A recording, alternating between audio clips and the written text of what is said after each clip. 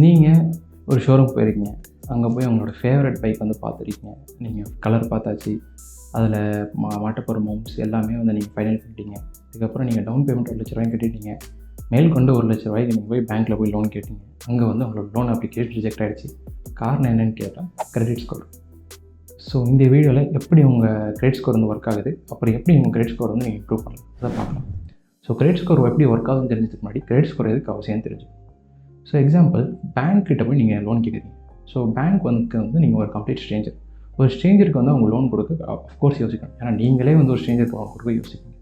So அங்கே தான் வந்து கிரெடிட் ஸ்கோர் வந்து ஒர்க் ஆகுது. ஸோ பேங்க்குக்கு பார்த்தீங்கன்னா உங்களோட கிரெடிட் ஸ்கோரை செக் பண்ணிவிட்டு நீங்கள் கிரெடிட் ஒர்த்தியா இல்லைன்னு சொல்லி தெரியும். கிரெடிட் ஸ்கோர் வந்து யார் கொடுக்குறான்னு பார்த்தீங்கன்னா கிரெடிட் பியூரோ லைக் சிபில், அப்புறம் வந்து எக்ஸ்பீரியன்ஸ் வந்து இந்த கிரெடிட் ஸ்கோர் வந்து தராங்க. ஸோ இவங்க எப்படி இந்த கிரெடிட் ஸ்கோர் தராங்கன்னு பார்த்தீங்கன்னா உங்களோட கிரெடிட் ஹிஸ்ட்ரி, உங்களோட கிரெடிட் ப்ரொஃபைலை வந்து ஃபுல்லாக வந்து அனலைஸ் பண்ணிவிட்டு அதுக்கப்புறம் வந்து உங்களுக்கு வந்து இந்த கிரெடிட் ஸ்கோர் வந்து தருவாங்க. இந்த கிரெடிட் ஸ்கோர் வச்சு பேங்க் வந்து உங்களுக்கு லோன் தரணுமா தர வேணாமல் டிசைட் பண்ணுவாங்க. இந்த கிரெடிட் ஸ்கோர் வந்து எதுக்கு அவசியம்னு வந்து தெரிஞ்சுக்கிட்டோம். இந்த கிரெடிட் ஸ்கோர் வந்து எப்படி ஒர்க் ஆகுது, இதை வந்து எப்படி நீங்கள் வந்து மெயின்டைன் பண்ணிக்கலாம் அப்படிங்கிறத பார்க்கலாம். ஸோ ஃபர்ஸ்ட் மேஜர் கேட்டகரி பார்த்தீங்கன்னா ஹிஸ்ட்ரி ஆஃப் பேமெண்ட்ஸ். ஸோ வந்து உங்களோட loan and credit card due டேட்ஸை வந்து நீங்கள் மிஸ் பண்ணிங்கன்னா உங்களோட கிரெடிட் ஸ்கோர் அஃப்கோர்ஸ் வந்து இறங்கும்.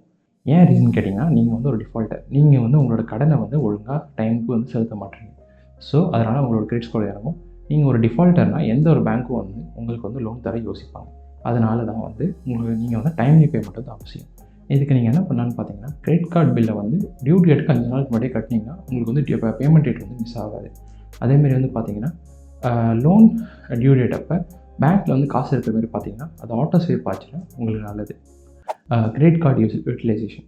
So credit card utilization for example உங்களோட கிரெடிட் கார்டு லிமிட் வந்து 5 lakhsனா அதில் வந்து உங்களோட லிமிட் வந்து உங்களோட யூட்டிலைசேஷன் வந்து 30% இருக்கணும். அதாவது 1.5 லட்சத்துக்குள்ளே வந்து உங்களோட யூட்டிலைசேஷன் வந்து இருக்கணும்.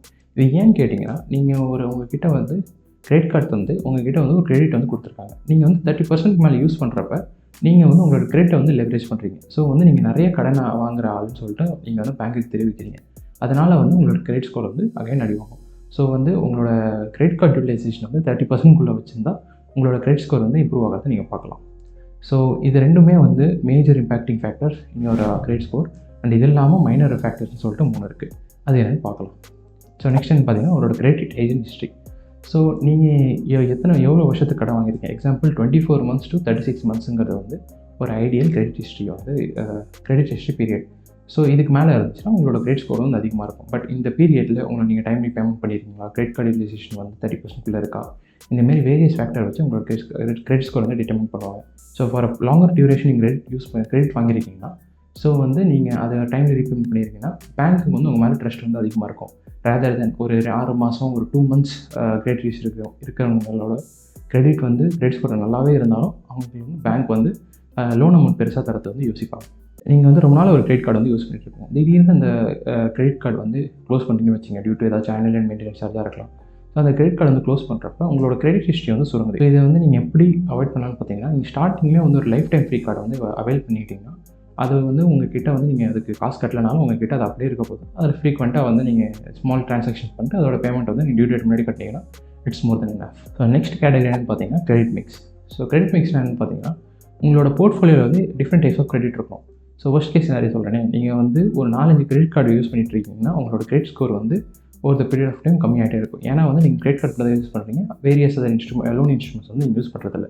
இதுவே வந்து ஒரு ஐடியல் சிச்சுவேஷன் சொல்கிறேன்னா ஃபார் எக்ஸாம்பிள் வந்து நீங்கள் home loan, car loan, bike loan, credit card இதுமாதிரி நிறைய வெரைட்டிஸ் ஆஃப் லோனை வந்து நீங்கள் யூஸ் பண்ணுறப்ப உங்களோட கிரெடிட் மிக்ஸ் வந்து நல்லாயிருக்கும்.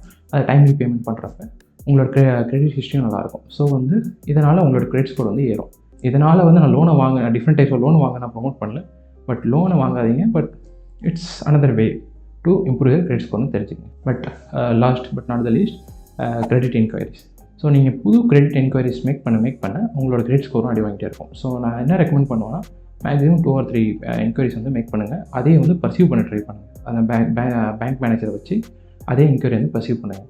ஸோ இந்த பேங்க்கில் தரல, நான் இன்னொரு பேங்க்கில் கிரெடிட் கார்டு அப்ளை பண்ண போகிறேன், இந்த பேங்க்கில் எனக்கு அப்போ தரல, நான் அடுத்த பேங்க்கில் பண்ண போகிறேன். இந்தமாரி நீங்கள் என்கொயரிஸ் பண்ண சிவிலில் வந்து உங்களோட என்கொயரி வந்து ரெஜிஸ்டர் ஆகிட்டே இருக்கும். நீங்கள் எவ்வளோ டெஸ்பரேட்டாக இருக்கீங்களோ அவ்வளோக்கு உங்களோட கிரெடிட் ஸ்கோர் வந்து கீழே போயிட்டே இருக்கும். அண்ட் இந்த செட் கேட்டகரியெலாம் பார்த்தீங்கன்னா இது வந்து எந்த ஒரு சிபில் பியூரோவும் வந்து இது இப்படி பண்ணால் தான் உங்களோட கிரெடிட் ஸ்கோர் இம்ப்ரூவ் பண்ணுன்னு சொல்லிட்டு எந்த ஒரு கேரண்டியும் கிடையாது. இது எல்லாமே எக்ஸ்பர்ட்ஸோட ஒப்பீனியன்.